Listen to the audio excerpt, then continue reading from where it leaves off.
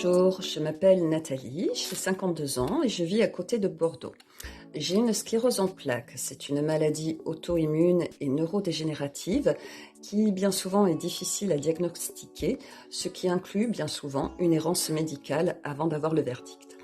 Pour ma part, les premiers symptômes sont apparus en 99 avec une névrite optique, c'est-à-dire la perte de la vue de mon œil gauche. J'ai été suivie donc par le service des urgences de l'époque qui m'a fait faire une cure de corticoïdes qui est un anti-inflammatoire et j'ai ainsi pu retrouver la vue. Les médecins m'ont alors dit suspecter éventuellement une sclérose en plaques, mais qu'il n'avait pas lieu de s'inquiéter. Ainsi, je devais continuer à vivre normalement. C'est ce que j'ai fait. Cependant, je sentais bien que mon corps se déréglait complètement. Dépression, troubles de l'humeur, tremblements, vertiges, et j'en passe. La vie normale a donc repris son cours avec le travail et j'ai rencontré le père de mes enfants. En 2005, donc, j'ai eu ma première grossesse. Il faut savoir que la grossesse endort la maladie et que, en général, 6 mois après l'accouchement, vous avez droit à une poussée XXL.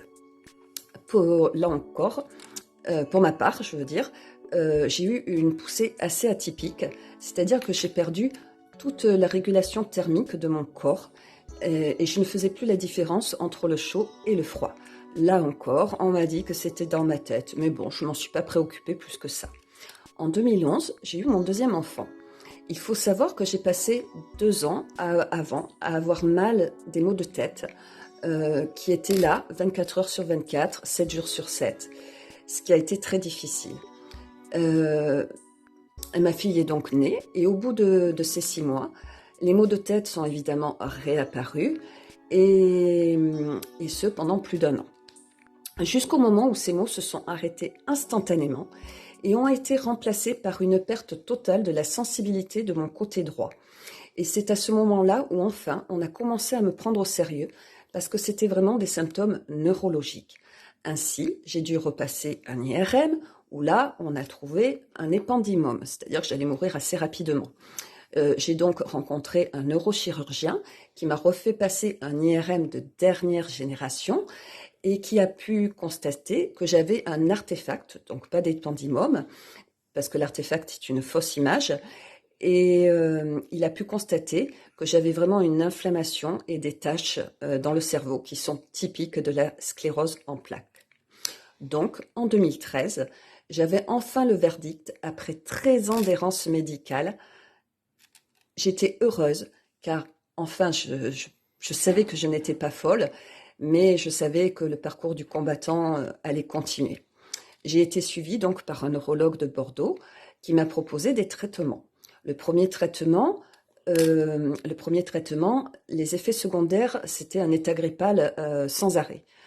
C'était difficile à supporter, donc je l'ai arrêté et nous sommes partis sur un deuxième traitement qui, lui, me donnait des flashs de chaleur et beaucoup de problèmes intestinaux, à tel point que mon neurologue pensait que j'avais peut-être un cancer de l'estomac, ce qui n'a pas été le cas, fort heureusement.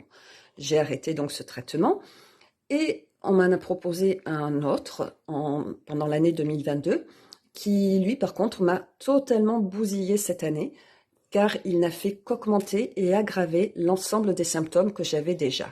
Il faut savoir qu'avant tout ça, en 2019 par exemple, je pouvais courir sans problème 1 fois par semaine pendant 1 heure. Aujourd'hui, si j'arrive à faire 200 mètres en autonomie et avec des cannes, eh bien, je suis bien contente. Ma CEP, en fait, aujourd'hui, est passée en forme progressive, c'est-à-dire qu'inéluctablement, elle évolue et aucun traitement n'est disponible pour pallier cette progression. Le seul traitement qui pourrait être efficace est un traitement à base d'autogreffe de cellules souches associé à une forte chimiothérapie. La France maîtrise ce traitement puisqu'il est utilisé pour la leucémie. Par contre, pour la sclérose en plaques, il existe un organisme qui s'appelle MATEC qui utilise cette technique, mais seules 20 personnes en France ont pu bénéficier de ce traitement qui demande un protocole très, très rigoureux. Après m'être renseignée, j'ai constaté que ce traitement existait au Mexique,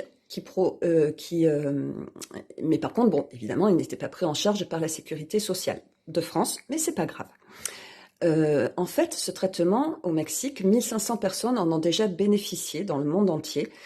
Donc, ils ont l'expérience et j'y pars en toute confiance.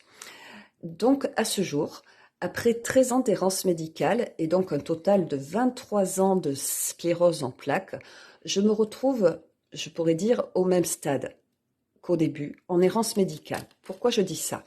Parce qu'aucun médecin français, pour le moment, ne veut assurer mon suivi post-greffe, car il est fait à l'étranger et il engendre des risques médicaux légaux puisqu'ils ne sont pas inclus dans le protocole français pour la sclérose en plaques.